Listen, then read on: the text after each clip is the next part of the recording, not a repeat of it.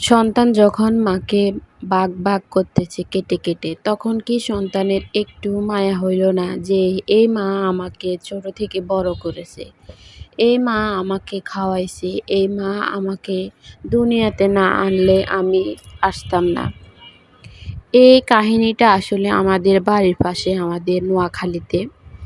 তো মানে দুই ভাই ওরা, মহিলাটা অনেক কষ্ট করে ছেলেদেরকে মানুষ করছে, তাদেরকে খাওয়াইছে, তাদেরকে পড়াইছে। তার বাবা নাই বেঁচে, বাবা ছোটবেলায় মারা গেছে।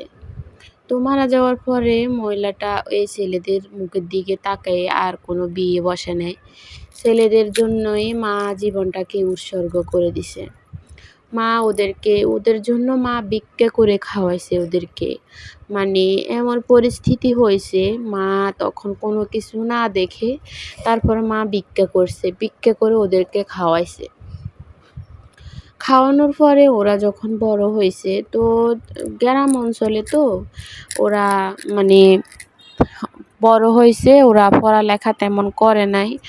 আর মায়ের তো সামর্থ্য হয় নাই ওদেরকে পড়ালেখা করাবে বা ওদেরকে মানে ভালো কোনো চাকরি বাকরি নিয়ে দিবে। তো মা কি করছে, মা ওদের জন্য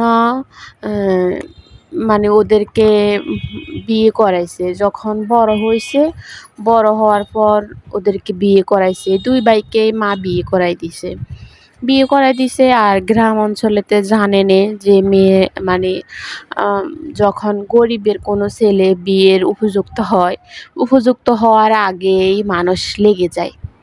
মানে কিভাবে এদেরকে বিয়ে দিবে, এদের কাছে মেয়ে বিয়ে দিবে, তখন এরা লেগে যায়।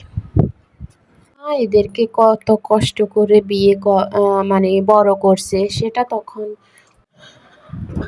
আচ্ছা যাই হোক, তখন মা দুই ছেলেকে বিয়ে করাই দেয়। বিয়ে করাবার পরে সুন্দরই চলতেছে, মাকে মানে ছেলেরা খাওয়াইতেছে না, বলতেছে ওরা গরিব, ওরা কিভাবে খাওয়াবে। মানে মা তো আগে ভিক্ষা করতো, পরেও মা ভিক্ষা করে করে খাইতো। মানে ছেলেরা বড় হওয়ার পরও মা ভিক্ষা খাই, মা জীবনে রয়ে গেল। তো মা তো ভিক্ষা করে খাইতো, খাইতে খাইতে তারপরে হলো কি, মানে এখন ওদের জমি নিয়ে একটু দ্বন্দ্ব হইতেছে। মানে অল্প একটু জমি, পাড়ের উপরে, বেশি জমিও না। তো জমিটা মা দুই ভাগ করে এক ভাগ বড় ছেলেকে দিছে আর এক ভাগ ছোট ছেলেকে দিছে। এখন মা ওই যে যখন সমস্যাতে পড়ছে, তখন একটু জমি মনে হয় বড় ছেলের উপর থেকে মানে বিক্রি করছে, অতটা মানে সিরিয়াসলি ভাবে জানি না। তারপরে বিক্রি করার পরে মা বলছে কি, এখন জমি যেটা আছে ওরা তো দুইজনে মানে খাইতেছে ভাগ করে। তো আর যেটা আছে ওটা বলতেছে মা বিক্রি করবে। মানে মার নাকি কি একটা সমস্যা হয়েছে, ওই সমস্যার জন্য মা জমিটা বিক্রি করা লাগবে। এখন ছেলের বউ বড়টা বলতেছে না, জমি কেন বিক্রি করবে, জমি বিক্রি করতে দিবে না, কিন্তু তারা টাকাও দিবে না। তো এখন মা বলতেছে দেখো, তোমরা টাকাও দিতে পারতেছো না, তো এখন আমার সমস্যা। তো আমি তো এখন টাকার জন্য জমিটা বিক্রি করতে হবে। তা আমাকে টাকা দাও তোমরা, না হলে তোমরা জমি নিয়ে যাও, আমাকে টাকা দাও। আমি মানে মনে হয় মায়ের চিকিৎসা করবে এর জন্য আর কি।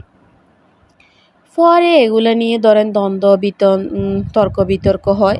তর্ক বিতর্ক হওয়ার পরে এখন ছেলে বলতেছে, মানে বড়টার বউর বাইরা একটু মানে আর কি চোর ডাকাত এরকম আর কি।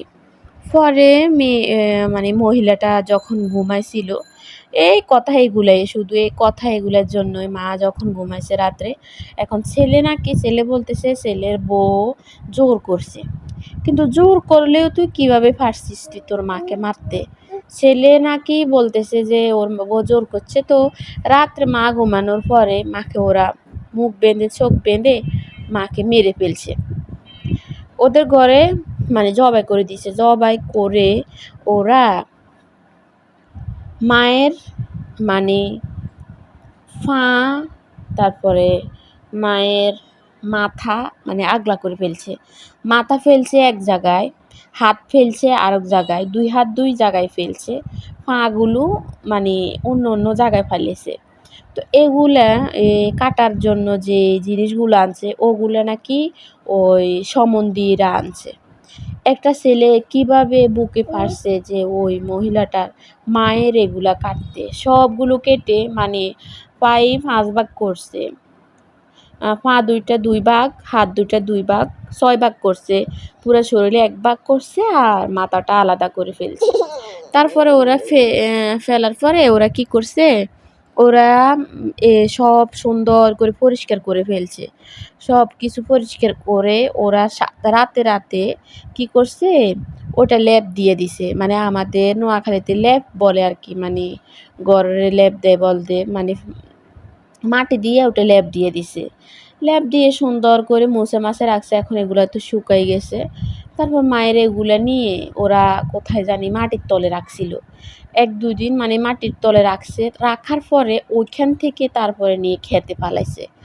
খেতে ফালাইবার পরে ওরা ওখান থেকে আবার কি করছে? ছেলে একদিন মানে সকালবেলা ছেলে চিল্লাইতে আসছে যে চিৎকার করতে আসতেছে। বলতেছে এখানে লাশ পড়ে আছে মানে ধান ক্ষেতের ভিতরে।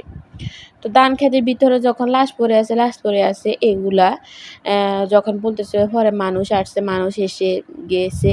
যাওয়ার পরে মানে মহিলাটা পুরা উলঙ্গ, ওই লজ্জাস্থানটাও ঘুরে নাই। মানে পুরা উলঙ্গ করে ফেলে দিছে।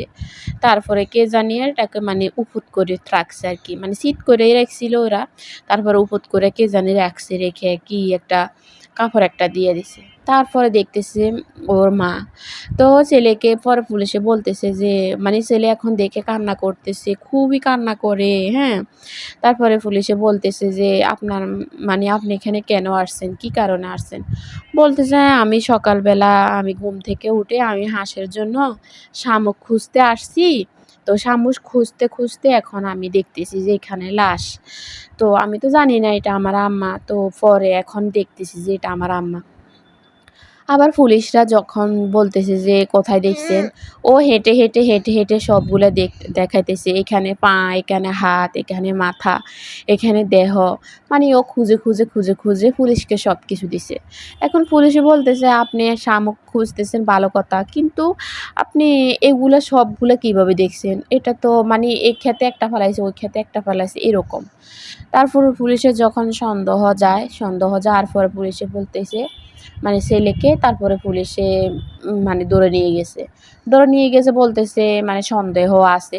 সন্দেহ না থাকলে তো ছেলেটাকে মানে ধরা লাগবেই। তো সন্দেহ আছে যখন তারপরে ছেলেটাকে মানে নিয়ে গেছে।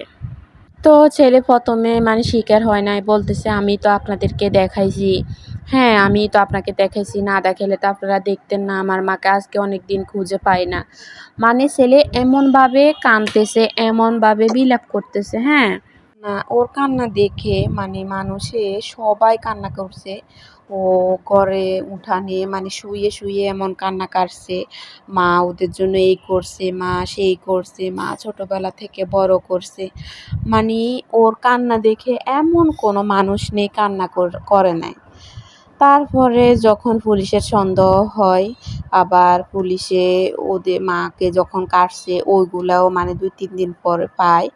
পাওয়ার পরে ওদেরকে সন্দেহ হয়। তারপরে ওকে আর ওর বউকে ধরে নিয়ে যায়। কারণ আরেক ভাইয়েরকে সন্দেহ হয় নাই। তো ও ভাইকে নেয় নাই। তারপরে ওদের মানে যখন ওদেরকে জিজ্ঞাসাবাদ করা হয়, পুলিশে যখন ওদেরকে অনেক জিজ্ঞাসা করে ধরেন চাপ দেয়। চাপ দেওয়ার পরে ওরা কোথায় জিনিসগুলা রাখছে তো ওগুলা বস্তাসহ বের করে দেয়। পরে এগুলা শুনে তো আমাদের মানে খুবই খারাপ লাগতেছিল। আমরা দেখছি। মানে যাওয়া হয় নাই কিন্তু আমরা তো বউ বুঝেন না, স্বামীর বাড়ি থেকে তো আর যাওয়া হয় নাই। তা আমার ফুফা শাশুড়ি ওনাদের বাড়ির পাশেই। তো উনি আমাদের জন্য ভিডিও করে আনছিল। তো দেখার পরে এতটা খারাপ লাগছে যে একটা সন্তান কিভাবে পারে একটা মাকে এভাবে জবাই করে ফেলে দিতে। অনেকদিন ঘুম হয় নাই আমার। ফুফা শাশুড়ি ঘুমাইতেই পারে না। ওদের বাড়িতে কেউ ঘুমাইতে পারে নাই। ভয় লাগে শুধু ওদের ভয় লাগে। আর আমরা তো একটু দূরে কিন্তু আমাদের কাছেও খুবই খারাপ লাগতেছিল যে একটা মানুষ কিভাবে এতটা নিষ্ঠুর হতে পারে। তারপরে ছেলে যখন সবকিছু সম্বন্ধী ছেলেকে তারপরে ওর শাশুড়িকে যখন ধরে ধরার পরে ওর দেবরকে কি কয় শালাকে ধরে। তারপরে গেছে বছর এত বছর মানে লটকাইছিল। তারপর গেছে বছর তারপর ছেলেটার মানে ফাঁসির হুকুম হয়। এখন ফাঁসি হয়েছে কিনা জানি না। তো কিছু সম্পত্তির জন্য যে মা তোকে পেটে লইছে, যে মা তোকে গর্ভধারণ করছে, তুই সেই মাকে মারতে আর দ্বিধাবোধ করলি না। তো সবাই সবার প্রতি খেয়াল রাখবেন। সন্তান যদি এমন হয় সন্তানকে বুঝাবেন, সন্তানকে সবসময় ভালো